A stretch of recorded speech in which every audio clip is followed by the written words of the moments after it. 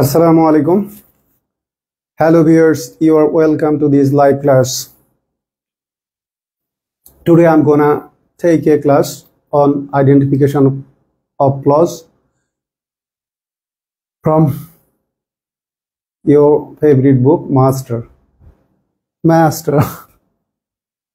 Please আপনারা লাইভে যুক্ত হতে থাকেন, keep joining the live.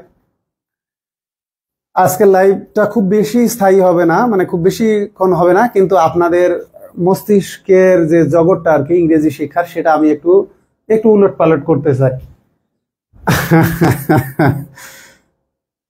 अगर मैं बता दूं मेरे दिल में क्या है, please keep joining the class. আপনারা আগে মোটামুটি 3-4 মানে যুক্ত হয়ে নেন, তারপর থেকে আমি শুরু করি, দ্যাট উইল বি বেটার। অনেকেই দেখি মাস্টার বইটার নাম লিখে, মানে কমেন্টে মাস্টার্স লিখে, আসলে বইটার নাম ব্রিটিশ ইংলিশে মাস্টার, রটা সাইলেন্ট, ঠিক আছে, একটা সাইলেন্ট, আর আমেরিকান ইংলিশে প্রনাউন্সিয়েশন মাস্টার, মাস্টার। দেখবেন চাইনিজরা ওদের যে ক্যারাটে গুরু আর কি, তাদেরকে এইভাবে বলে, মানে মার্শাল আর্ট যে মাস্টার। অনেক আগে আমি একটা সিনেমা দেখছিলাম, চাইনিজ মুভি, সেটা সম্ভবত ফিয়ারলেস, জেটলির মুভি ছিল। তো ওটা আমার সত্যিকার অর্থে প্রথম, মানে কম্পিউটার কিনে দেখা শুরু করছিলাম। তো যাক, মাস্টার প্রসঙ্গে আর না যাই, মাস্টার্স না, মাস্টার বলেন তাও ভালো, অথবা মাস্টার, মানে ইউএস ইংলিশে প্রনাউন্সিয়েশনটা রাইট হওয়া উচিত। তো যাই হোক, আমাদের আজকের টপিক হচ্ছে আইডেন্টিফিকেশন অফ ক্লজ। তাহলে আমাদের শুরুতে জানা দরকার ক্লজ কি। ক্লজ হচ্ছে গ্রুপ অফ ওয়ার্ডস। এখন মজার বিষয় আমি বলছি, আপনাদের মগজ ভাবনার জগৎ উল্টা করব। ক্লজ গ্রুপ অফ ওয়ার্ডস, এখানে ফাইনাইট ভার্ব থাকতে পারে, আবার নন ফাইনাইট ভার্ব থাকতে পারে। তাহলে আমাদের শুরুতে জানা দরকার what is finite verb, what is non finite verb. মানে আপনারা ট্রেডিশনাল গ্রামারে শিখে আসছেন, ক্লজ হলে একটা সাবজেক্ট, একটা ফাইনাইট ভার্ব লাগবে, কিন্তু মডার্ন গ্রামারে কিন্তু এইটা আবশ্যক না। এই প্রসঙ্গে একটা বিষয় আপনাদেরকে বলি, যেমন দেখেন আমাদের দেশে একটা বিতর্ক বাধে, সেটা হচ্ছে a rolling stone gathers no moss. প্রশ্নকর্তা অপশনে পার্টিসিপলও রাখছে, অ্যাডজেক্টিভও রাখছে। আমি পিএইচসির যে প্রশ্ন করছে, সে যদি উত্তর পার্টিসিপলে নাই, তাহলে আমি তাকে মূর্খ বলবো এই ক্ষেত্রে, মানে অদক্ষ এবং মূর্খ এই জায়গায়। কারণ পার্টিসিপল ফাংশনটা কি হিসাবে, does the function of adjective, answer অপশনে অ্যাডজেক্টিভ আছে, অবশ্যই নিতে হবে। কিন্তু প্রবলেম হলো এই যে কপি মারার টেন্ডেন্সি, এর আমাদেরকে বিভ্রান্ত করে। নাউনের প্রশ্নগুলা, swimming is a good exercise, এখানে সুইমিং কি অপশনে জেরান্ডও রাখছে, নাউনও রাখছে। এখন যে বইগুলো থাকে এরা কপি মারে, আক্ষেপের বিষয়।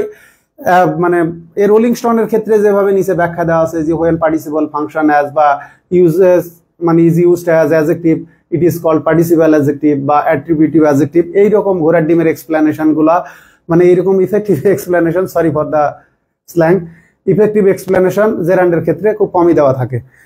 তো প্রশ্নকর্তা যারা আমাদের দেশে প্রশ্ন তৈরি করেন, আগে আপনারা মনে করতেন বিশ্ববিদ্যালয় ভর্তি পরীক্ষার প্রশ্ন তৈরি হলো, বারে বাহ কি ট্যালেন্টেড টিচার, যারা প্রশ্ন তৈরি করে মনে হয় নিজের ব্রেন থেকে করে। চাকরি পরীক্ষার প্রশ্ন না জানি কত মেহনত করে ট্যালেন্টের পরিচয় রাখা, আরে ভাই এগুলা সব ওই যে বললাম বেশিরভাগ প্রশ্নেই ভুলভাল থাকে। এইগুলো প্রথম আমি রেফারেন্স দেওয়া শুরু করেছি 2011 সাল থেকে। প্রশ্নকর্তারা কোন বই থেকে কপি মারে, কিভাবে কপি মারে, এগুলো তো আমি অসংখ্যবার ফেসবুকে পিকচার পোস্ট দিয়েছি, লাইভ ক্লাসে অসংখ্য ক্লাসে এসে দেখিয়েছি। আমি হয়তোবা গত 2 বছরে অনেক কমিয়ে ফেলছি, একটা সময় কিন্তু রেগুলার লাইভে এসে ক্লাস নিতাম আমার আইডি থেকে। তারপরে অনেক ক্লাস অবশ্য মাঝখানে ডিলিট হয়ে গেছে।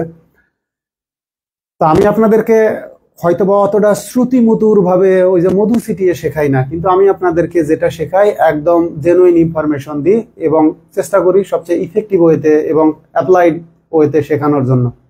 তো a rolling stone gathers no moss, মানে কি চলন্ত বা ঘুরন্ত পাথরে কি হয় না, শ্যাওলা জমে না।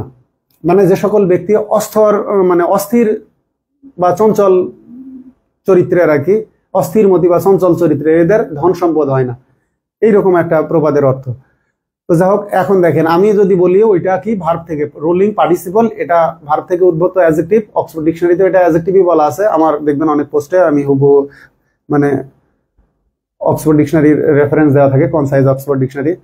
তো এখানে যেটা পয়েন্ট সেটা হচ্ছে এই রোলিং স্টোন, গ্যাদার নমস কখনো কখনো পরীক্ষায় আসছে রাজশাহী ইউনিভার্সিটির অ্যাডমিশন টেস্টে, যেটা ভার্বাল অ্যাডজেক্টিভ, ভার্ব থেকে আসছে, কারণ পার্টিসিপল গুলো কি সেটা প্রেজেন্ট পার্টিসিপল হোক পাস্ট পার্টিসিপল হোক এরা ভার্বাল অ্যাডজেক্টিভ, আর জেরান্ড সিমিলারলি এটা ভার্বাল নাউন। আমার কথা হলো আমি যদি বলি ওইটা ভার্বাল অ্যাডজেক্টিভ না, ওইটা হচ্ছে ডি ভার্বাল অ্যাডজেক্টিভ। ইদানিং সবকিছু ভুলে যাই। এটাকে বলা হয় ডি ভার্বাল অ্যাডজেক্টিভ। দেখেন এ রোলিং স্টোন, এখানে এটা হচ্ছে D verbal adjective, D verbal adjective. এটা কি ডি ভার্বাল। আপনারা এতকাল জানে আসছেন ভার্বাল, পরীক্ষায় ভার্বালি উত্তর দিয়েন, সমস্যা নাই। তবে আমার মতন যদি কেউ দক্ষ প্রশ্ন করে সে অপশনে কিন্তু ভার্বালও রাখবে, ডি ভার্বালও রাখবে। যদি ডি ভার্বাল রাখে সেক্ষেত্রে আনসার আপনাদেরকে অবশ্যই ডি ভার্বাল দিতে হবে। আগেই বলে রাখতেছি, যদি পরীক্ষায় অপশনে ডি ভার্বাল রাখে অবশ্যই ভার্বাল আর তখন হবে না, আনসার করতে হবে ডি ভার্বাল অ্যাডজেক্টিভ। মনে রাখবেন, যদি অপশনে এটা থাকলো এই রোলিং স্টোন গ্যাদার্স নমস, এটা কোন ধরনের অ্যাডজেক্টিভ? এটা ধরেন ভার্বাল অ্যাডজেক্টিভ থাকলো, ঠিক আছে, নাউন অ্যাডজেক্টিভ থাকলো, ডি ভার্বাল অ্যাডজেক্টিভ থাকলো, যা থাকুক বা অন্য কিছু থাকুক আর কি, নাউন থাকলো, যেটাই থাকুক, যদি অপশনে ডি ভার্বাল থাকে you are bound to answer D verbal adjective. তাহলে কি আনসার করবেন? D verbal.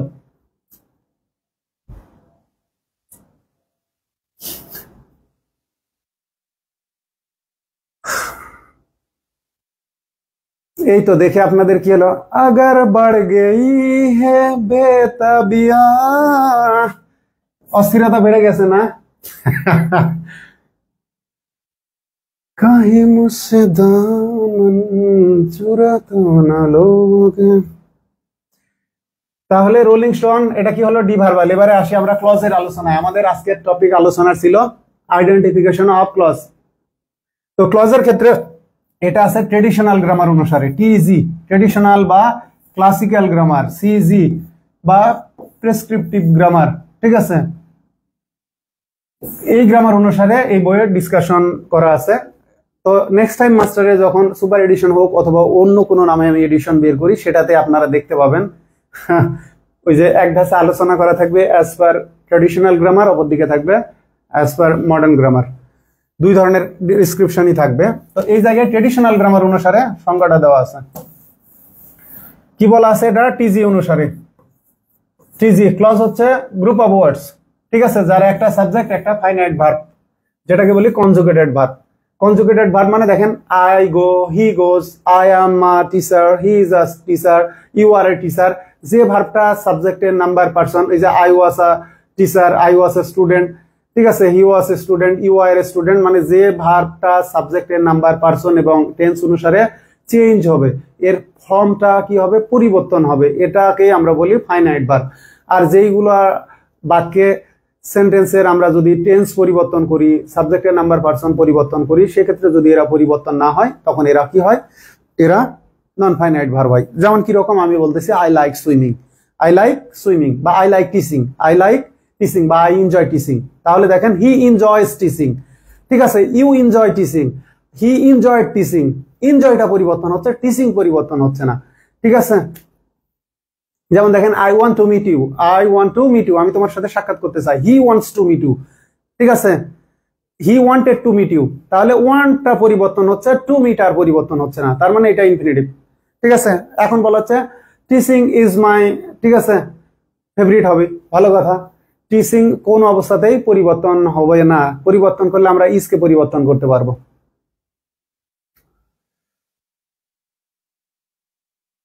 কিভাবে? টিচিং ওয়াজ মাই হবি, টিচিং আমার শখ ছিল, কিন্তু টিচিং টিচিংই থাকলো। এটা হলো ট্রেডিশনাল গ্রামার অনুসারে।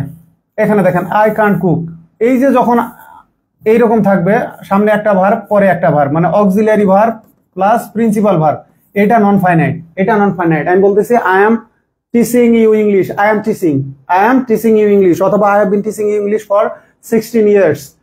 তাহলে কি হচ্ছে? আই এম টিচিং ইউ, এখানে এমটা ফাইনাইট ভার্ব আর টিচিংটা প্রেজেন্ট পার্টিসিপল, এটা নন ফাইনাইট ভার্ব। আমাদের দেশে যে ভার্বের ক্লাসিফিকেশন দেখানো হয়, ভার্ব দুই ধরনের, ফাইনাইট, নন ফাইনাইট, তারপর ফাইনাইট থেকে প্রিন্সিপাল অক্সিলারি, তারপরে প্রিন্সিপাল থেকে তারপরে এইভাবে দেখানো হয় ট্রানজিটিভ, ইনট্রানজিটিভ, তারপরে প্রিন্সিপাল অক্সিলারি। এই মানে কি বলবো যে সিকোয়েন্সটাই ভুল, এই সিকোয়েন্সটাই ভুল। কিভাবে দেখায়, ধরেন ফাইনাইট থেকে ধরেন নন ফাইনাইট, তাহলে এখান থেকে যদি আপনি ট্রানজিটিভ ধরেন, এটা কিন্তু আগে বলে নিচ্ছে এটা ভুল। ট্রানজিটিভ, ঠিক আছে, আর ইনট্রানজিটিভ মানে এখান থেকে দুইটা, এদিকে লিখি, এইভাবে লেখা থাকে ট্রানজিটিভ আর এখানে ইনট্রানজিটিভ, এটা ভুল। নন ফাইনাইটও কি হতে পারে, ট্রানজিটিভ, ইনট্রানজিটিভ দুটাই হতে পারে। কিরকম দেখেন, reading books is my favourite activity, তাহলে রিডিং কি, এটা বুকসকে অবজেক্ট হিসেবে নিল, তার মানে এটা ট্রানজিটিভ ভার্ব, ওটা তো নন ফাইনাইট ভার্ব, তাই না? তাহলে কি হলো, মিললো না তো। তো আমাদের দেশে এই যে বিষয়টা এইভাবে দেখানো হয় যে নন ফাইনাইট ভার্ব থেকে জেরান পার্টিসিপল ইনফিনিটিভ দেখালো, ঠিক আছে, আসলে এটা আগে যাবে, এটাই উল্টে যাবে, বুঝতে পারছেন? এই ইনট্রানজিটিভ ভার্বেরও ফাইনাইট নন ফাইনাইট হতে পারে, ট্রানজিটিভ ভার্বেরও ফাইনাইট নন ফাইনাইট হতে পারে। কিন্তু আমাদের দেশে যেভাবে এই টেবিলটা দেওয়া হয় যে ভার্বের পরে, ঠিক আছে, finite, non finite, transitive, intransitive, principal auxiliary, এই ট্রিটা এই যেভাবে সাজানো হয়, এটা ভুল আছে।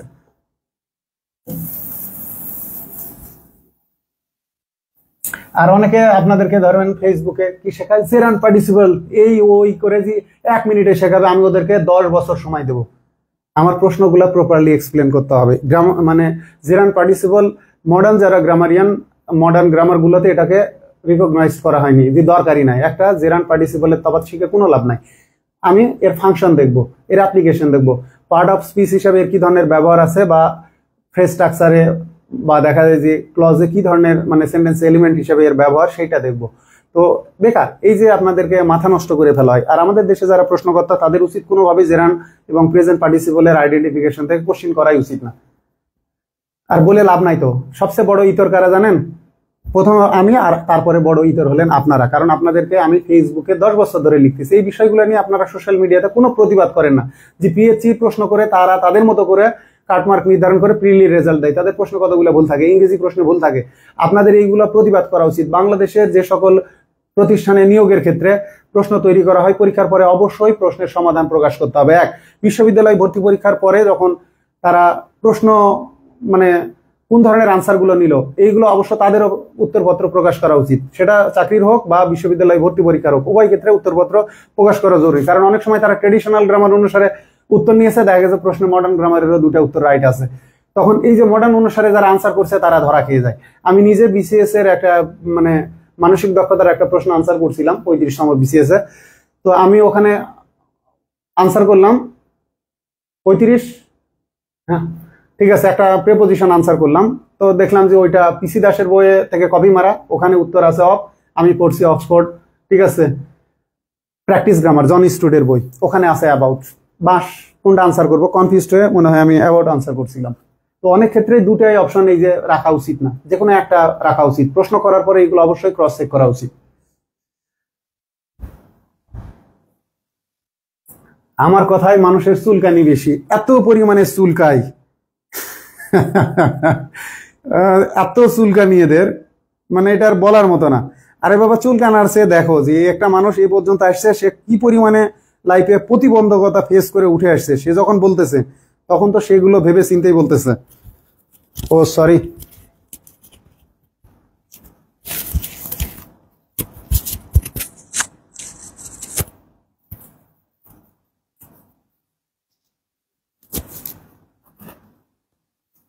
এত চুলকানি কেন? চুলকানির জন্য আমি চিন্তা করলাম যে আপনাদেরকে একটা শিক্ষা দিই। এই কাজী নজরুল ইসলামের যারা আমার পথ প্রবন্ধ পড়েন না, একটু পড়ে নিয়েন যে আমার কর্ণধার আমি, আমার পথ দেখাবে আমার সত্য, আমার যাত্রা শুরুর আগে আমি সালাম জানাচ্ছি, নমস্কার করছি আমার সত্যকে, যে পথ আমার সত্যের বিরোধী সে পথ ঠিক আছে, আর কোনো পথই আমার বিপদ নয়। তো যাক, এখানে দেখেন নিজেকে চিনলে মানুষের মনে আপনা আপনি এত বড় একটা জোর আসে যে আপন সত্য ছাড়া আর কাউকেই কুর্নিশ করে না, অর্থাৎ কেউ তাকে ভয় দেখিয়ে পদানত রাখতে পারে না। আমি যদি ভয় পাইতাম প্রকাশনী জগৎ থেকে, এই যে বাপুসের চাপ, ওই সময় বিপক্ষ প্রকাশনীর চাপ, বিভিন্ন ব্যবসায়িকদের অত্যাচার, বইয়ের ব্যবসা ছেড়ে চলে যাইতাম। আপনারাও মাস্টার বইয়ের এই পর্যন্ত আপনারাও হাতে পাইতেন না। তারপরে দেখেন এই যে নিজেকে চেনা, আপনার সত্যকে আপনার গুরু পথ প্রদর্শক কাণ্ডারি বলে জানা, এটা দম্ভ নয়, অহংকার নয়, এটা আত্মাকে চেনার সহজ স্বীকারোক্তি। আর যদি এটাকে কেউ ভুল করে অহংকার বলে মনে করেন, তবে এটা মন্দের ভালো, অর্থাৎ মিথ্যা বিনয়ের চেয়ে অনেক বেশি ভালো। কাজী নজরুল ইসলামেরই লেখা। আপনারা আমাকে কবি সাহিত্যিকের রেফারেন্স দেন, আমিও দিচ্ছি। ঠিক আছে, অনেক সময় খুব বেশি বিনয় দেখাতে গিয়ে নিজের সত্যকে অস্বীকার করে ফেলা হয়। বিনয় দেখাতে গিয়ে বলবো যে আমার বই অন্যদের চেয়ে খারাপ, অবশ্যই না। এখানে আমি সবকিছুতে নতুনত্ব আনি, অন্যরা আমাকে কপি করে, তাদের তো পরিশ্রম করা লাগে না, মাস্টার কপি করলেই রাইটার হওয়া যায়। তা আমি কেন ছাড় দেবো? আমি আমার ফিডব্যাক, আমি আমার যেটা কি বলবো যে হার্ড লেবারের ফ্রুট আমি এনজয় করবো না? তো ওতে মানুষ ক্রমেই ছোট করে ফেলে, মাথা নিচু করে আনে। আমার আল্লাহর রহমতে কোটি কোটি টাকা ছিল, মানে আমি কোটিপতি হয়েছি আরো 7-8 বছর আগে। জীবনে খুব সিম্পল থাকতাম, এখন ওই যে সিম্পলই আছি। তো মানুষ কত ধরনের হেয় করে আমাকে কথা বলতো, আমি তখন বুঝছি যে আমার উচিত ছিল তখন থেকে নিজের স্ট্যান্ডার্ডটাকে এইভাবে প্রমোট করা, কিন্তু আমি সেটা করিনি সিম্পল লাইফ লিড করতে গিয়ে। ওরকম বিনয়ের চেয়ে অহংকারের পৌরষ অনেক অনেক ভালো। অতএব এই অভিশাপ রথের সারথীর স্পষ্ট কথা বলাটাকে কেউ যেন অহংকার বা স্পর্ধা বলে ভুল না করে। স্পষ্ট কথা বলায় একটা অভিনয় নিশ্চয় থাকে, কিন্তু তাতে কষ্ট পাওয়াটা দুর্বলতা। নিজেকে চিনলে, নিজের সত্যকে নিজের কর্ণধার মনে জানলে নিজের শক্তির উপর অটুট বিশ্বাস আসে। কি বুঝলেন? আর একটা দেখেন, আত্মকে মানে নিজেকে চেনা, নিজের সত্যকে বড় মনে করার দম্ভ, আর যাই হোক ভণ্ডামি না। এ দম্ভ শির পুরুষ করে মনে একটা ডোন্ট কেয়ার ভাব আনে। আর যাদের এই তথাকথিত দম্ভ আছে, শুধু তারাই অসাধ্য সাধন করতে পারবে, লাইক মাস্টার জাহাঙ্গীর আলম। কাজী নজরুল ইসলাম অনেক আগে লিখছে, কাদের জন্য জানেন? আপনাদের এই সাধারণদের জন্য না। এই লেখাগুলো মানে ঠিক আমাদের মতো মানুষদের লাইফ থেকেই লেখা।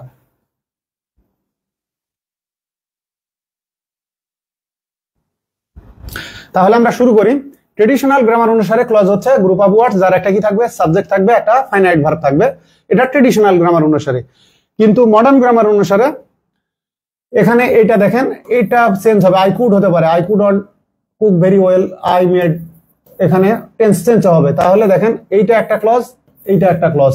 এখানে বাট আছে, এটা যেহেতু কোঅর্ডিনেট, ঠিক আছে, কনজাংশন, এটা হচ্ছে কোঅর্ডিনেট ক্লজ।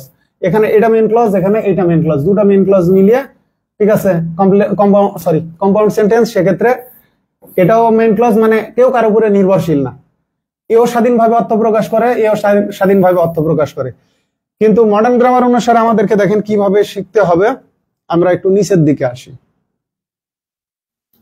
তার আগে দেখেন এটাও দেখিনি। A clause must have only a verb, a subject, clause and effect, subject and verb, subject and verb, এটাই ঠিক, সাবজেক্ট এন্ড ভার্ব। তাহলে কিরকম? ক্লজে আসলে ভার্ব থাকলেই সেটা ক্লজ, ক্লজে ভার্ব থাকলেই সেটা ক্লজ। কিরকম দেখেন, বিসিএস এর কোশ্চেন।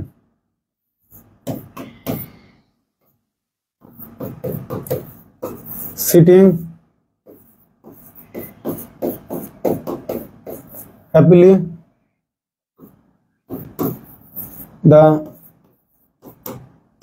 chicken laid egg জিনিস না, oh no, laid eggs। তাহলে এটা কোন ধরনের ক্লজ? কততম বিসিএস এর কোশ্চেন এটা? अगर मैं बता दूं, এটা আমরা দেখি। এইটা হচ্ছে ইদানিং আসলে চর্চা কম, তো 44তম বিসিএস এই কোশ্চেন আসছে। 44 বিসিএস এ, 44 বিসিএস। অপশন এতে নাউন ক্লজ,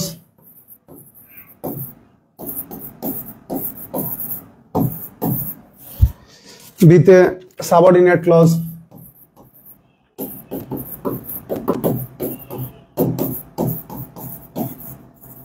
তারপরে সিতে কি আছে? সিতে আছে ইন্ডিপেন্ডেন্ট ক্লজ আর কোঅর্ডিনেট ক্লজ। সিতে ইন্ডিপেন্ডেন্ট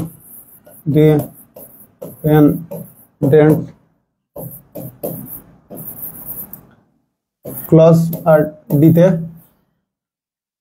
কোঅর্ডিনেট।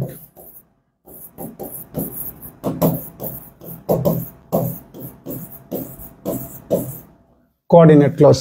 এখন দেখেন এই প্রশ্নটা যখন 44তম বিসিএস এ আসলো, শিক্ষার্থীরা তো পরীক্ষার হলে চমকাইছেই, ওরা বাপের জন্য এরকম দেখেনি, কেরে এটা তো ফ্রেজ হওয়ার কথা, এইটা ক্লজ আসলো কে অপশনের মধ্যে।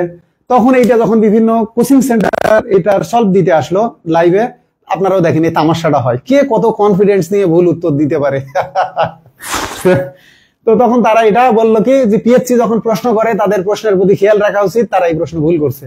তারা এখানে বলছে প্রশ্নের সঠিক উত্তর নাই। এই খেলাটা অবশ্য আমি শুরু করে দিয়েছিলাম ক্লু দিয়ে। তো মাঝে মাঝে খেলতে হয়, অনেক সময় খেলতে গিয়ে নিজেরও টুকটাক ভুল হয়, কিছু নিজেরও মানে ক্ষতি হয়। ওই যে সাপ নিয়ে খেলতে গেলে কামড় খাওয়ার কিন্তু ভয় থাকেই। তাহলে সিটিং হ্যাপিলি দ্য চিকেন, এটা কোন ধরনের ক্লজ? এটা 144তম বিসিএস এর, এটা আমি অসংখ্যবার ফেসবুকে পোস্ট দিয়েছি। এটা রাইট আনসার হলো সাবঅর্ডিনেট ক্লজ।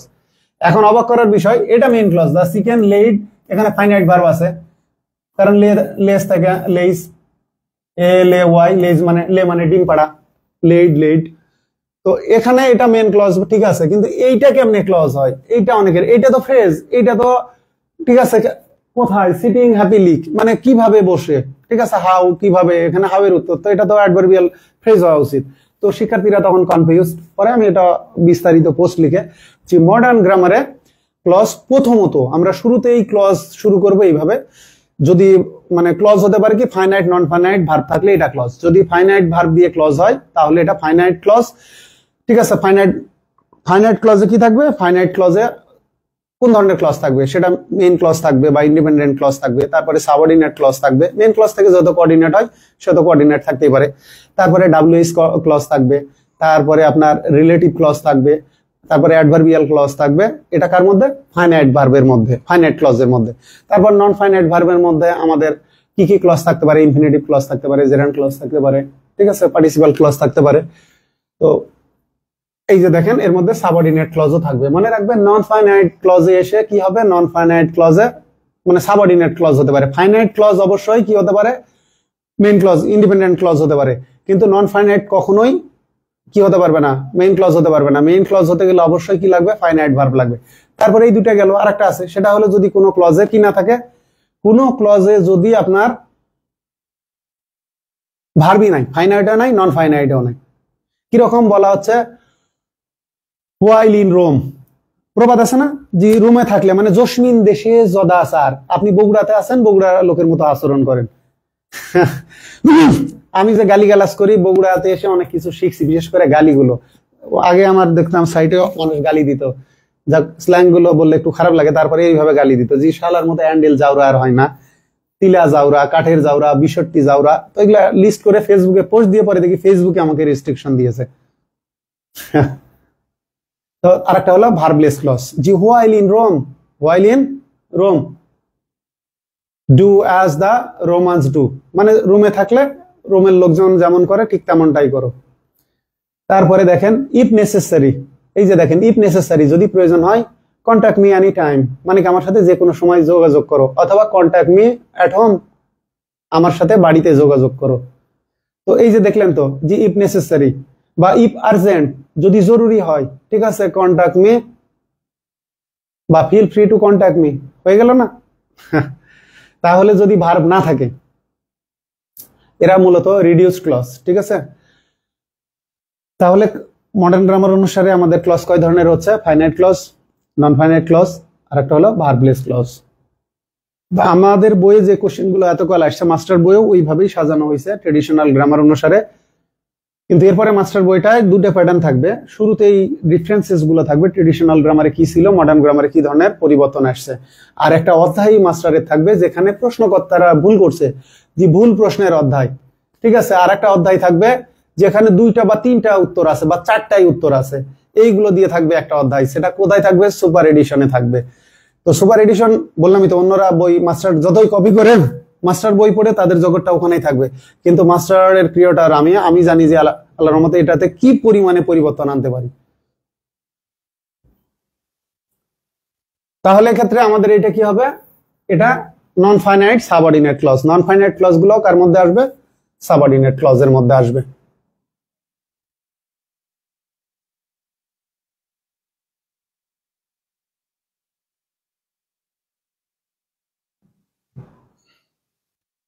আর এটা তো নাউন হয়নি। এখন আপনারা বলতে পারেন যে নন ফাইনাইট ক্লজ গুলো নাউন ক্লজ হতে পারে না, অ্যাডজেক্টিভ ক্লজ হতে পারে না, অ্যাডভার্বিয়াল ক্লজ হতে পারে না। অবশ্যই পারে, কিন্তু তার ব্যবহার আছে। মেইন ক্লজ হবে না, এটা খালি খেয়াল রাখবেন। সাবঅর্ডিনেট ক্লজ যদি হতে পারে নন ফাইনাইট ক্লজ, তাহলে এটা নাউন ক্লজ হতে পারবে, অ্যাডজেক্টিভ ক্লজ হতে পারবে, অ্যাডভার্বিয়াল ক্লজও হতে পারবে। কিভাবে? একটা উদাহরণ দেখায়। উদাহরণ কি?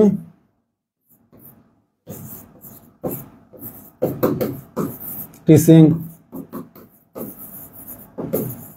English is not easy. Traditional grammar এটা নাউন ফ্রেজ, টিজিতে নাউন ফ্রেজ, ঠিক আছে। আর এমজিতে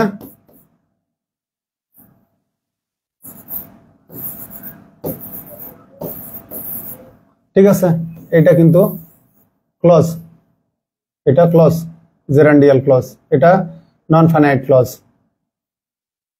নন ফাইনাইট ক্লজ।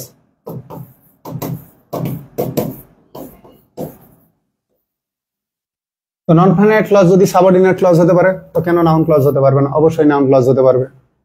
তো এগুলো মডার্ন গ্রামারের একটু সারপ্রাইজিং বিষয়, ব্যাপার না। আমরা বিস্তারিত যখন আলোচনা করব তখন এইগুলো একদম বেশ সহজভাবে ইনশাল্লাহ শিখতে পারবো।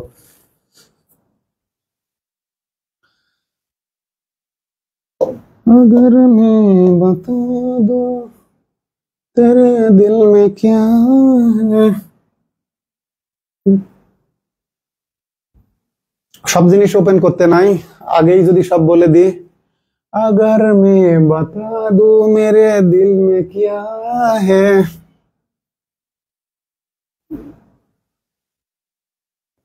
तुम मुझसे निगाहें चुरा तो न लोगे।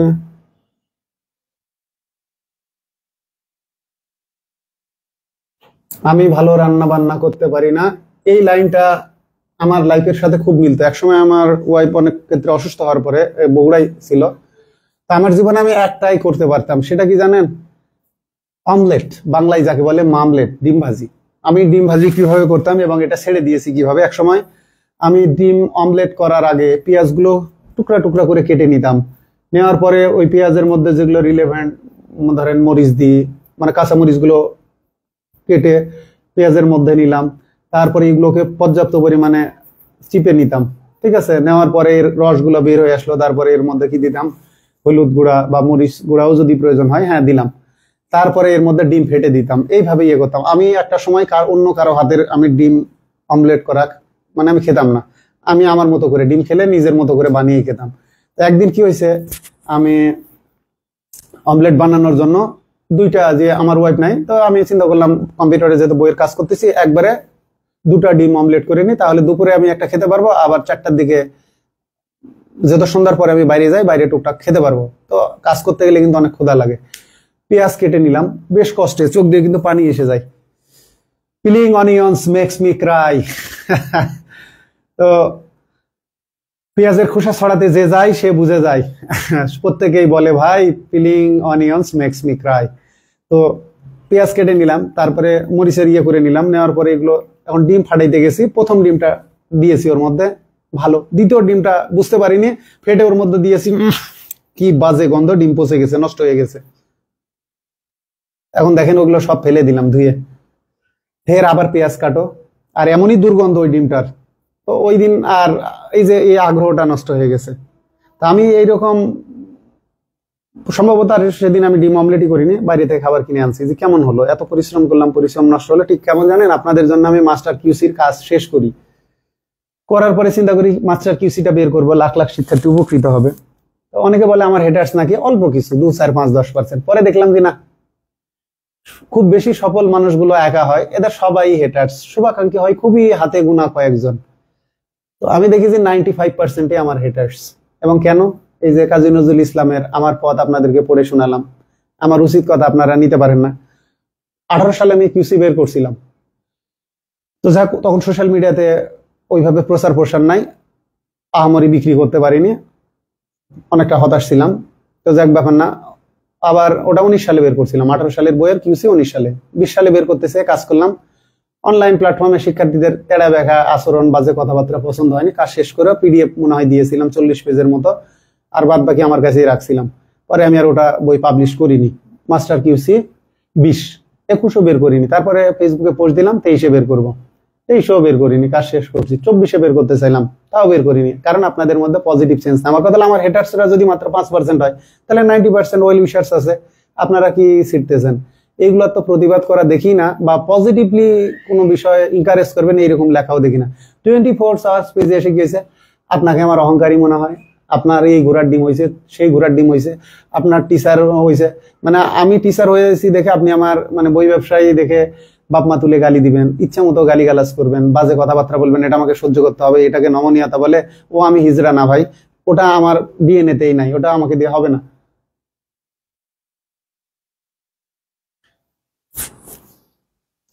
তো সব ক্ষেত্রেই এগুলো বলে লাভ নাই, তো শেখার ক্ষেত্রেও তাই। এখন আমি চাইলে একটা যদি 100 টাকার একটা কিউসি বের করি, আপনাদের কারোই সুপার এডিশন কিনা লাগবে না। যারা মাস্টার এডিশন কিনছেন, আমি ওটাকে ওইভাবে অধ্যায় ভিত্তিক সুন্দরভাবে সাজিয়ে যে প্রশ্নগুলা বিগত রিপিট হয়েছে ওইটা একটা আলাদা, মাত্র হয়তো বা 50 থেকে 100 টাকা আপনাদের খরচ হবে সেক্ষেত্রে। কারণ সুপার এডিশনে তো পেজ বাড়বে, প্রেজেন্টেশন বাড়বে, 700 টাকা লাগবে। প্রতিটা স্টুডেন্ট যারা কিনছে তাদের সেভ হবে 600 টাকা করে। কারণ আপনি মনে করতেছেন বই বের হোক, টাকা দিয়ে তো কিনবো, এ বান্দা খাটুক। ঠিক আছে, নো নো নো নো।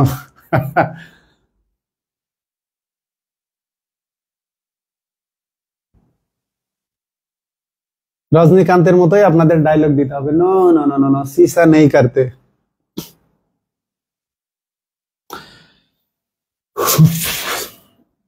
ব্যাখ্যাটা দেখেন, বাড়ির উভয় পাশে দুটো অংশই এক একটা ক্লজ, উভয় অংশেই সাবজেক্ট প্লাস ফাইনাইট ভার্ব আছে।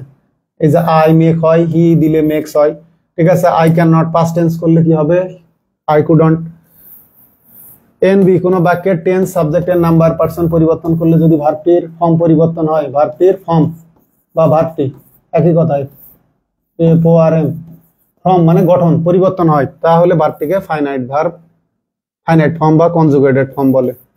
কনজুগেটেড, ভালো কথা। আই গো, হি গোজ, ঠিক আছে। I went, I am poor, I was poor, tense পরিবর্তন হলো, পার্সন পরিবর্তন হলো, হি ইজ পোর। এগুলো বোঝানোর কিছু নাই, আপনারা পড়ে আসছেন, আপনারা আসলে অনেক ভালো জানেন। তাহলে কি আছে? ক্লজ মাস্ট হ্যাভ, ক্লজের কি থাকবে? Only a verb. তাহলে আমরা ওই কোশ্চেনে কি দেখলাম? সিটিং হ্যাপিলি, তার মানে মডার্ন গ্রামার অনুসারে ভার্ব থাকলে সেটা ক্লজ, ভার্ব থাকলে সেটা ক্লজ হতে পারে, সাবঅর্ডিনেট ক্লজ। কিন্তু ট্রেডিশনাল গ্রামার অনুসারে এই যে দেখেন, এই যে দেখেন, এই ব্যাকবোন আলাদের যে মানে গালিগালাজ করি, দেখেন, দেখছেন লেখা উঠলো, এই যে উঠেনি, এই যে এখন এই যে মাঝখানে উঠেনি, দেখেন মাঝে মাঝে এই বোর্ডে লেখে না।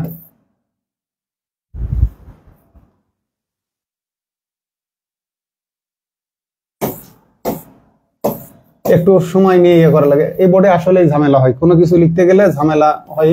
যা হোক, ইনারা আমাকে প্রতিশ্রুতি দিয়েছে বোর্ডটা হয় ঠিক করে দেবে আর নাই রিপ্লেস করে দেবে, তো এটা ডিফেক্ট হতেই পারে। আমি অবশ্য বলছিলাম যদি ওনারা আন্তরিকতা দেখায় ওনাদেরকে স্বাগতম, আর আমার কারো ব্যবসা ক্ষতিগ্রস্ত হোক এটা আমার ইয়ে নেই। কিন্তু আসলে পড়াতে এসে যখন রিদম নষ্ট হয়, কনসেন্ট্রেশন নষ্ট হয়, তখন আসলে নিজের ইমেজটা নষ্ট হয়। কাইন্ডস অফ ক্লজ, ক্লজকে প্রধানত 3 ভাগে ভাগ করা হয়, এটা ঠিকই আছে। এটা হলো টিজি অনুসারে, আবারও বলি টিজি অনুসারে। কি? প্রিন্সিপাল ক্লজ, মেইন ক্লজ বা ইন্ডিপেন্ডেন্ট ক্লজ, এটা প্রথমটা। সাবঅর্ডিনেট বা ডিপেন্ডেন্ট ক্লজ এটা দ্বিতীয়।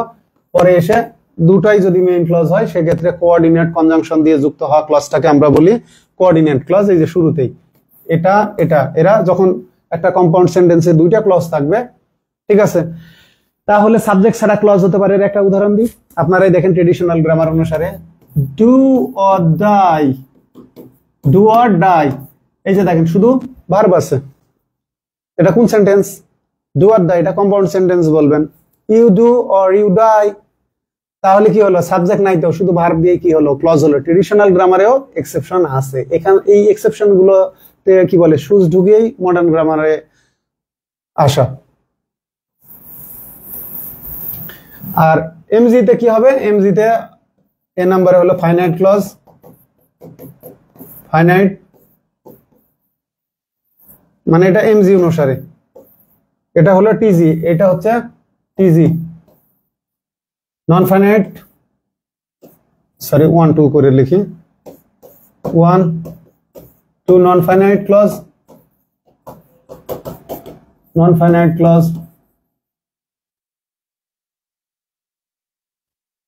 তারপরে 3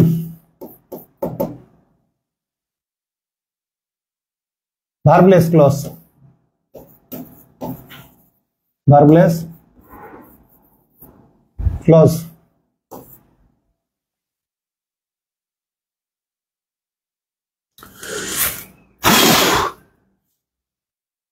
দুটাই তো বুঝলেন। এখন এই যে ফাইনাইট থেকে মডার্নে আসবে কি ধরনের, এই যে এখানে আসবে এই তিনটা মডার্নে। ফাইনাইট ক্লজ থেকে আসবে হলো ইন্ডিপেন্ডেন্ট ক্লজ, সাবঅর্ডিনেট ক্লজ, ঠিক আছে, কোঅর্ডিনেট ক্লজ, এই ফাইনাইট থেকে। আর নন ফাইনাইট থেকে সাবঅর্ডিনেট ক্লজ। আর কোঅর্ডিনেট ক্লজ তো যেহেতু আমার ফাইনাইট লাগবেই, মানে মেন ক্লজ প্রিন্সিপাল ক্লজ আমাদের হতে গেলে কি লাগবে, অবশ্যই ফাইনাইট ভার্ব লাগবে ইন্ডিপেন্ডেন্ট ক্লজের ক্ষেত্রে।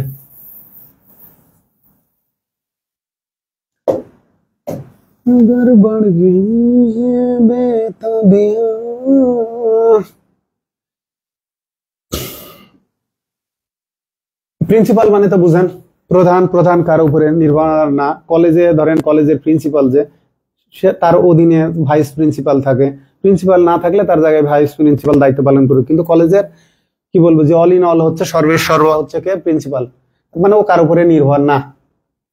এখন ওর উপরে যারা নির্ভর, এরা অধীনে যারা থাকে তারা হচ্ছে সাবঅর্ডিনেট, অধীনস্থ, সাবঅর্ডিনেট। এখন প্রিন্সিপালের প্যারালালে আরেকজন প্রিন্সিপাল থাকতে পারে। এই বেইজ্জতি বাংলাদেশে কোন কলেজে দেখলাম, একই কলেজে দুজন প্রিন্সিপাল, একজন হাইকোর্টের নির্দেশ নিয়ে আসছে, আরেকজন সম্ভবত ওই কলেজের মানে কি বলবো যে প্রমোটেড আর কি। তো এই যে হতে পারে যে একই কলেজে একই অফিস রুমে দুজন প্রিন্সিপাল অফিস করতেছে।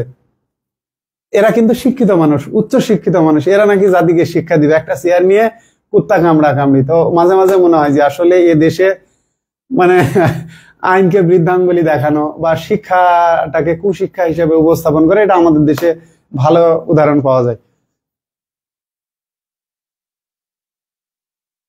তাহলে আমরা এখানে দেখি, the children are safe, safe safe না কিন্তু সেফ, দ্য চিলড্রেন চাইল্ড থেকে চিলড্রেন, চিলড্রেন চাইল্ডের প্লুরাল, আর সেফ। তাহলে এখানে সাবজেক্ট, এটা ফাইনাইট ভার্ব, কারণ দ্য চাইল্ড ইজ সেফ, ওটা চিলড্রেন থাকলে আমি পারসন চেঞ্জ করে দিলাম, দ্য চাইল্ড ইজ সেফ, শিশুটি নিরাপদ, ঠিক আছে। মানে কেউ তাকে কিডন্যাপ করছে, পুলিশ উদ্ধার করছে, এখন এই মুহূর্তে সে নিরাপদ আছে। আর কেউ রোগে আক্রান্ত, আইসিইউতে গেছে, তারপরে সে তাকে দেখা যায় যে ইন্টেনসিভ কেয়ার নেওয়া হয়েছে অথবা তার অপারেশন করা হয়েছে, তখন যদি আমি বলি সে এখন বিপদ মুক্ত, he is out of danger now, out of danger, সেক্ষেত্রে হবে he is out of danger. পরীক্ষায় ট্রান্সলেশন এরকম আসে, সে এখন বিপদ মুক্ত। আর একটা বিষয়, he is free from danger now, এটাও কিন্তু রাইট অপশন, এটাও দেওয়া থাকে। কিন্তু বুঝলাম না প্রশ্নকর্তা কবি বাস্তব সে কি করছে, আনসার ওইটাই নিয়ে নিছে যে এ, আমি এখন কেমনে বুঝবো যে কোন বিপদের কথা বলছে, সেটা কি ঘোড়ার ডিম। তাহলে কি হলো, এখানে দ্য চিলড্রেন আর সেফ, আমি দ্য চাইল্ড ইজ সেফ, তার মানে আরেক জায়গায় ইউজ করা যাচ্ছে, তার মানে সাবজেক্ট আছে, ফাইনাইট ভার্ব আছে, তার মানে এটা একটা ক্লজ। আর এ নিজেই যে বাচ্চারা নিরাপদ বা ঝুঁকিমুক্ত, যেটাই বলি না কেন, বাচ্চারা নিরাপদে আছে। তো এটা হচ্ছে আমাদের কারো উপরে এর নির্ভরতা লাগতেছে না, এ অবশ্যই ইন্ডিপেন্ডেন্ট ক্লজ বা প্রিন্সিপাল ক্লজ বা মেইন ক্লজ। একমাত্র যদি ক্লজ থাকে সে নিজেই মেন। তো এখানে দেখেন ইন্ডিপেন্ডেন্ট ক্লজ, মেইন ক্লজ, যখন একটা থাকবে তখন এই যে বোথ। এখানে দেখেন আই নো, আমি জানি, দ্যাট হি উইল কাম, সে আসবে, সে যে আসবে, ঠিক আছে, সে এটা কার উপরে নির্ভর, আমার উপরে, যে আমি জানি সে আসবে, এটুকু ঠিক আছে যে সে আসুক, কিন্তু আমার কথা হলো এখান থেকে, ঠিক আছে, এর অর্থটা পরিপূর্ণ পাবে এই আই নো যুক্ত করলে। মানে এখান থেকে আমি একে বাদ দিয়ে আমি জানি, ভালো কথা, আমি কি জানি, সে আসবে, এ পরিপূর্ণ হবে এর উপরে। এই যে এক্ষেত্রে ক্লজ মার্কার দ্যাট আছে, এই যে ক্লজের সূচনাকারী দ্যাট, এটাকে আমরা বলি মার্কার, ক্লজ মার্কার। তবে অনলাইন প্ল্যাটফর্মে অনেক শিক্ষক আছে, ওনারা কিন্তু খুব সুন্দর করে আপনাদেরকে পড়ায়, সুন্দর সুন্দর স্টোরি বলে, মানে দীর্ঘ সময় ধরে, এটা অবশ্যই প্রশংসনীয়। পড়ানো আসলে ডিফিকাল্ট টাস্ক। যারা গবেষক তারা কিন্তু উনাদের মতো করে, মানে একটা বিষয় আছে যে একজন স্ক্রিপ্ট লিখে, ও কিন্তু মানে এই জায়গায় ডিফারেন্স আছে, অ্যাজ এ টিচার আর অ্যাজ অ্যান অ্যাক্টর, দুইটার মধ্যে ডিফারেন্স আছে। কারণ যে চরিত্রটা লিখতেছে, ডায়লগ লিখতেছে, দেখেন একজন স্ক্রিপ্ট লিখতেছে, ঠিক আছে, একজন কি বলবো যে স্ক্রিপ্টটাকে ডায়লগে কনভার্ট করতেছে, এটা আবার বুঝিয়ে দিচ্ছে একজন, ঠিক আছে, ডিরেকশন দিচ্ছে ডাইরেক্টর, অভিনয় করতেছে অন স্ক্রিনে কে, ধরেন একজন অ্যাক্টর।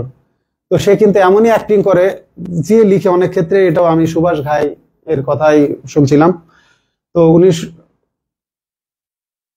সুভাষ ঘাই তাল ছবির পরিচালক, তারপরে শাহরুখ খানের পরদেশ মনে হয়, যা ব্যাপার না, উনি বলছিল যে আসলে শাহরুখ খানকে দিয়ে কি যেন একটা সিনেমায় কাজ করিয়েছে, পরদেশ সম্ভবত,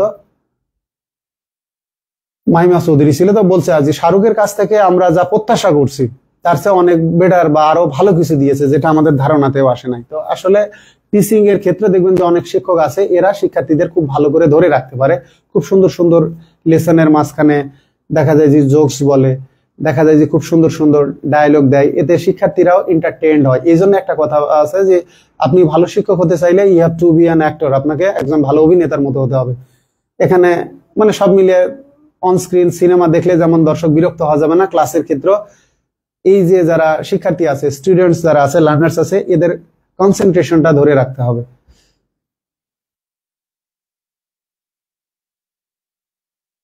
তাহলে আমরা এখানে দেখি I know that he will come. তাহলে এটা কি ক্লজ আমরা আগে দেখে নি, adverbial clause, adjective clause, noun clause, principal clause.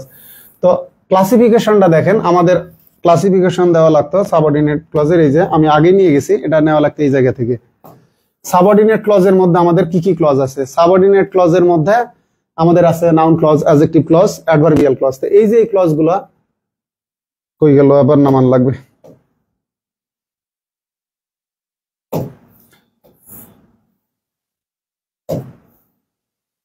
Noun clause, adjective clause, এরা মিলিয়ে হচ্ছে সাবঅর্ডিনেট ক্লজ।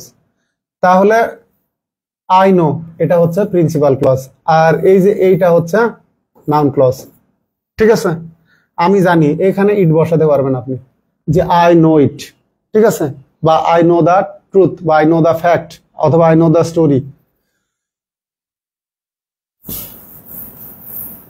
এখানে দেখেন লুক, একটা দেখেন ক্লজ হয়, শুধু একটা ভার্ব থাকলেও ক্লজ হয়, শুধু একটা ভার্ব থাকলেও ক্লজ হয়।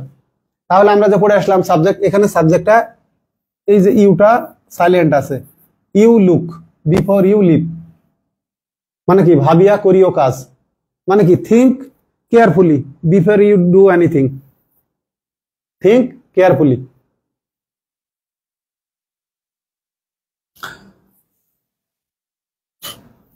তাহলে এখানে আমাদের লুকটা দেখেন, লুক কি ক্লজ, এই যে দেখেন লুকটা হচ্ছে প্রিন্সিপাল ক্লজ, এটা হচ্ছে subordinate clause marker, before you leave মানে কখন, যখন তুমি লাভ দিবা, এটা কি ক্লজ, এটা অ্যাডভার্বিয়াল ক্লজ। তাহলে দেখেন একটা ওয়ার্ডও, তাহলে আমরা শুরুতে যে ক্লজের ডেফিনেশন পড়লাম, সাবজেক্ট প্লাস ফাইনাইট ভার্ব লাগবে, তো সাবজেক্ট সরাসরি যে থাকবে এমন না, তাহলে কি হচ্ছে শুধু ভার্ব থাকলেই সেটা কি হতে পারে, ক্লজ হতে পারে। এখানে আবার সাবজেক্ট ভার্ব আছে, দেখেন এটা সাবঅর্ডিনেট ক্লজ মার্কার। তো ভালো কথা, এখানে ইউ লিভ, এখানেও ইউ সাইলেন্ট আছে, ইউ লুক তুমি দেখো, এটা ইম্পারেটিভ সেন্টেন্স। তার মানে আপনার গ্রামার শিখতে গেলে সচেতন ভাবে শিখতে হবে, বুঝে শুনে। মুখস্থ করে আপনি পরীক্ষায় হয়তো বা সাময়িক সফল হতে পারেন, আবার মুখস্থ করে এটা ইফেক্টিভ হবে না। আমাদের দেশে প্রশ্নকর্তারা রিপিট করে, রিপিট না করে তারা যদি একটু কোশ্চেন মডিফাই করতো, তখন আমাদের কারা ইংরেজিতে দক্ষ, রিয়েল ট্যালেন্ট গুলো বের হয়ে আসতো। তাহলে তো এক্ষেত্রে আপনাদের আর বুঝতে সমস্যা থাকার কথা না, প্রিন্সিপাল ক্লজ কার উপরে ডিপেন্ডেন্ট না, ওর উপরে অন্যান্য ক্লজ গুলা ডিপেন্ডেন্ট। তাহলে আমরা এখান থেকে দেখি প্রিন্সিপাল ক্লজ, যে সকল ক্লজ তাদের অর্থ প্রকাশের জন্য কোনো অন্য কোনো ক্লজের উপরে নির্ভরশীল না, তাদেরকে প্রিন্সিপাল ক্লজ বা মেইন। আধুনিক ইংলিশ গ্রামারে সিম্পল সেন্টেন্সকে ক্লজ বলা হয়, ঠিক আছে। সিম্পল সেন্টেন্স গুলো সর্বদাই প্রিন্সিপাল ক্লজ হয়ে থাকে। প্রিন্সিপাল ক্লজকে আবার মেইন বা ইন্ডিপেন্ডেন্ট ক্লজও বলা হয়। মনে রাখুন, প্রিন্সিপাল ক্লজের আগে কোনো ক্লজ মার্কার ডাব্লিউইউএস ওয়ার্ড কনজাংশন বসে না, ঠিক আছে। কখনো কখনো ইম্পারেটিভ মোডের ক্ষেত্রে প্রিন্সিপাল ক্লজের এই যে দেখেন সাবজেক্টটা উজ্জ্ব থাকে, মানে সাইলেন্ট থাকে, যেটা আমরা দেখলাম এই যে লুক, এর সাবজেক্টটা উজ্জ্ব আছে।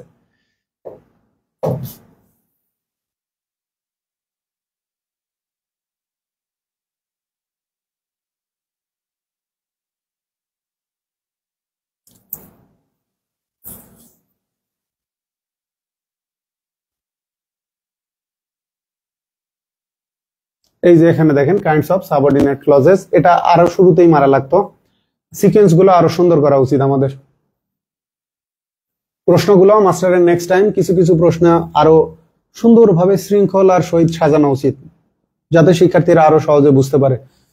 Kinds of subordinate clauses, noun clause, adjective clause. Adjective ক্লজকে বেশিরভাগ অ্যাডজেক্টিভ ক্লজই রিলেটিভ প্রোনাউন দিয়ে, এই কারণে এদেরকে বলা হয় রিলেটিভ ক্লজ। অপশনে অনেক সময় অ্যাডজেক্টিভ ক্লজ থাকে না, রিলেটিভ ক্লজ থাকে, তো সেক্ষেত্রে আমাদেরকে আনসার করতে হবে রিলেটিভ ক্লজ। তারপরে আছে অ্যাডভার্বিয়াল ক্লজ।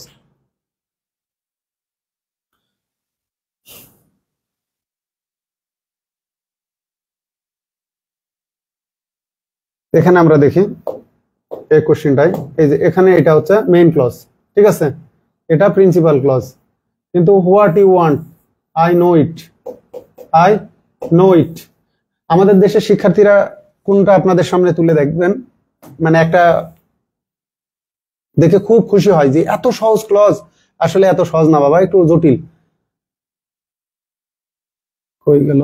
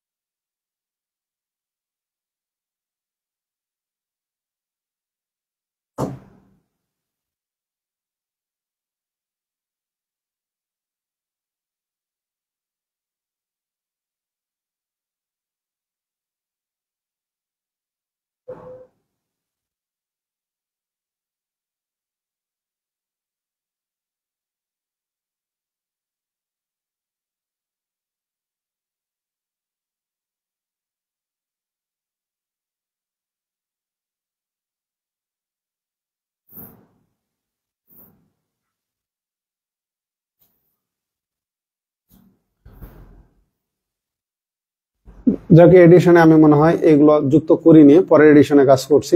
সেটা আমাদেরকে কিভাবে শেখায়, এইভাবে শেখায়। দেখেন অনলাইনে আপনাদেরকে, এটা আমিও একটা সময় ক্লাস নিতাম, ইউটিউবে দেখেন এখনো আছে, মাস্টার ইংলিশ বা মাস্টার ইংলিশ জাহাঙ্গীর আলম দিয়ে সার্চ দিয়ে পাবেন।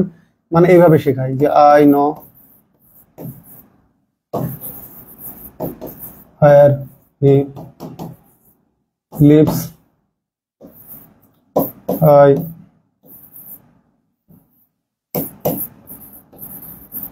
know the place where he lives, I shall go where he lives। শেখায় এরকম যে ইট দ্বারা যদি রিপ্লেস করা যায়, I know it, I know it হয় আই নো ইট। তো ইট দিয়ে যত করা যাচ্ছে তার মানে আই নো ইট, এটা হচ্ছে নাউন ক্লজ। এটা প্রথমটা হচ্ছে নাউন ক্লজ সাবঅর্ডিনেট ক্লজ গুলোর ক্ষেত্রে। এটা তো আমাদের মেইন ক্লজ, ঠিকই আছে। এখন দেখেন এই মানে নাউন ক্লজের আগে যদি আর একটা অ্যান্টিসিডেন্ট, এইভাবে সাধারণত শেখায় যে ইট দিয়ে রিপ্লেস করা গেলে আর ওই ক্লজের আগে যদি আবার নাউন থাকে, ঠিক আছে, I know the place where he lives. আর যদি রিপ্লেস করা না যায়, ঠিক আছে, গো, এটা ইন্ট্রানজিটিভ ভার্ব। কিন্তু যেটা বলা আছে এখানে দেখেন, he asks me a question, ঠিক আছে, এটা direct he asks me it, বা he asks me that, he asks me that, অথবা হি আস্কস মি এই যে এ কোশ্চেন। এই কোশ্চেনের পরিবর্তে এটা কোশ্চেনটা কি, হোয়াই আই ওয়াজ লেট। তেমনি আসছিল কি, tell me frankly, tell me এখন দেখেন এই জায়গাতে অ্যাডভার্ব ঢুকাইছে, টেল মি ফ্রাঙ্কলি,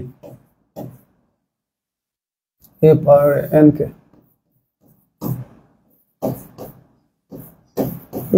এই যে বোর্ডে লেখে না, লেখে না, লেখে না, লেখে না, লেখ। এখন দেখি হয় কিনা, টেল মি। কোশ্চেনটা আমি আপনাদেরকে দেখাই, এই যে এই কোশ্চেনটা দেখেন, এই জায়গাটা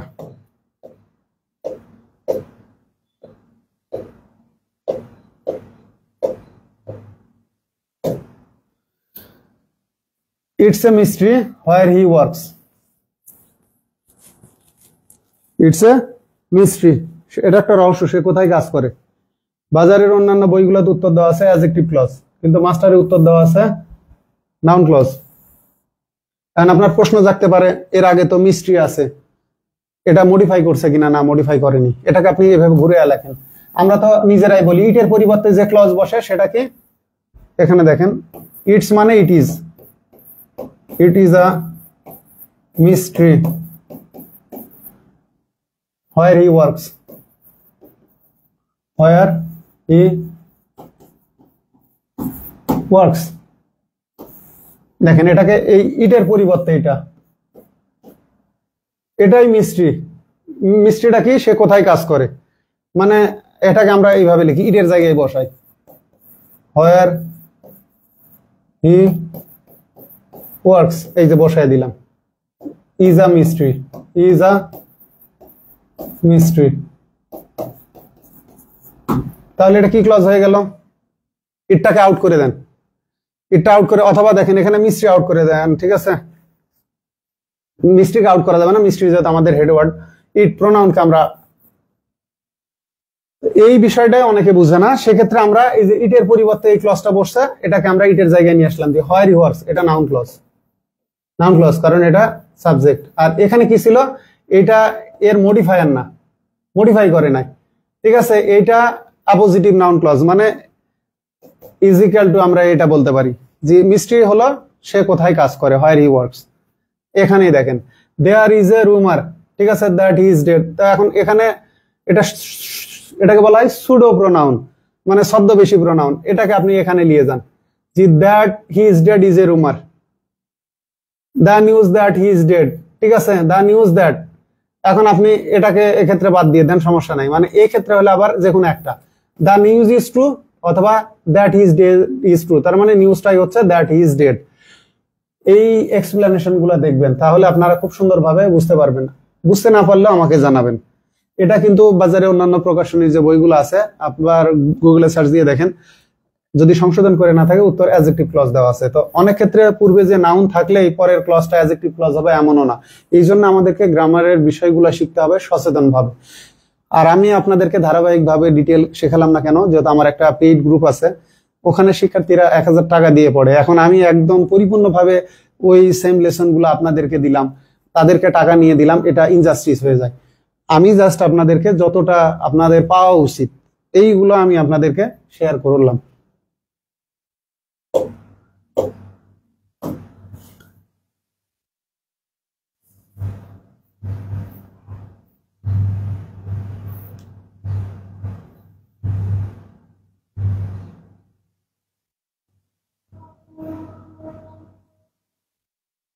এই যে দেখেন একটা বিষয়, রিলেটিভ অ্যাডজেক্টিভ ক্লজকে, I don't like the people who are tidy, ঠিক আছে। তাহলে এই রিলেটিভ প্রোনাউন এই নাউনকে মডিফাই করছে, ঠিক আছে। তাহলে কি হচ্ছে আমাদের, এই যে ক্লজটাকে বলা হবে রিলেটিভ ক্লজ। রিলেটিভ ক্লজ মানে অ্যাডজেক্টিভ ক্লজ।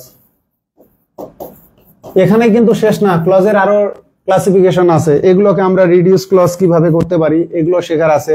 তারপরে রেস্ট্রিকটিভ ক্লজ আছে, নন রেস্ট্রিকটিভ ক্লজ আছে, ডিফিনাইং ক্লজ আছে, নন ডিফিনাইং ক্লজ আছে, এগুলো শেখার আছে। মানে যত সহজ আপনাদেরকে সোশ্যাল মিডিয়াতে ফেসবুকে ভিডিও দিয়ে মানে বোকা বানানো হয়, এত সহজও না, এখানে নোট দেওয়াই আছে। আবার একটা বিষয় দেখেন, WH ওয়ার্ড দ্বারা মানে হু দিয়েও কিন্তু অ্যাডভার্বিয়াল ক্লজ হতে পারে, এই জন্য এই নোটগুলো ভালো করে পড়বেন।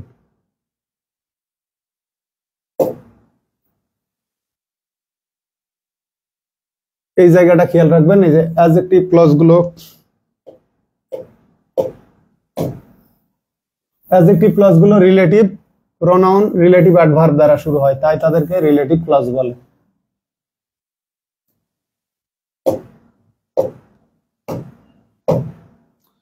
এক্সেপশনও আছে, এই যে এক্সেপশন গুলো নিচে দেখেন, মাই ব্রাদার, হুইজিল, ঠিক আছে, ক্যান নট কাম। এই যে হুইজিল, এটা কিন্তু অ্যাডভার্বিয়াল ক্লজ। এই যে which will, which will, I bought would guard night, চাইলে দেখেন, which would guard my house, I have bought a dog. এইগুলো কিন্তু অ্যাডভার্বিয়াল ক্লজ, এগুলো এক্সেপশন যদি কারণ বোঝায় বা উদ্দেশ্য বোঝায়। তো গ্রামার আপনারা যত সহজ মনে করেন, এত সহজ না বাবা, আসলেই জটিল। কিন্তু যদি আপনি ধারাবাহিক ভাবে মনোযোগের সহিত পড়েন, একবার আপনার মগজে সেট হয়ে গেলে আর কখনো এটা কঠিন মনে হবে না। মাস্টার বইয়ে যেভাবে আছে এটাকে নতুন ভাবে মডার্ন গ্রামার অনুসারে সাজাতে হবে, এই আর কি। ক্লজ অফ রিলেটিভ ক্লজ দেখেন,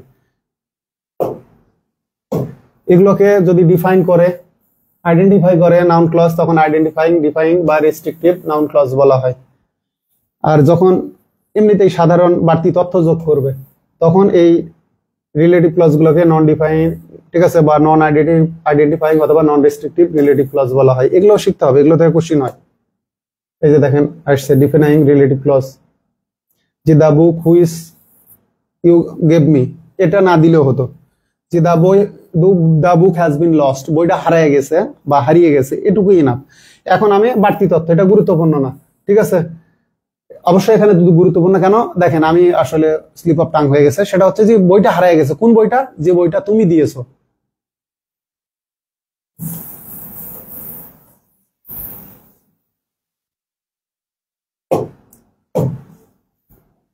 এই জন্যই বলে যে কথার থা নাই, বলতে গেলে সতর্কভাবে বলা উচিত, চামড়ার মুখ।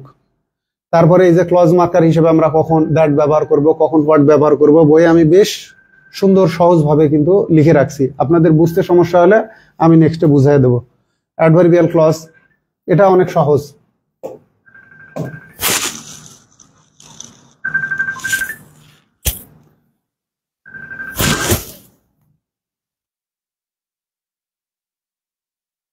সাধারণত যদি আমরা সেন্টেন্স থেকে অ্যাডভার্ব বের করতে যাই, আমাদেরকে ভার্বকে কি দ্বারা প্রশ্ন করতে হবে? হাউ দ্বারা, অথবা হোয়ার দ্বারা, অথবা হোয়েন দ্বারা, অথবা হোয়াই দ্বারা। মানে হাউ,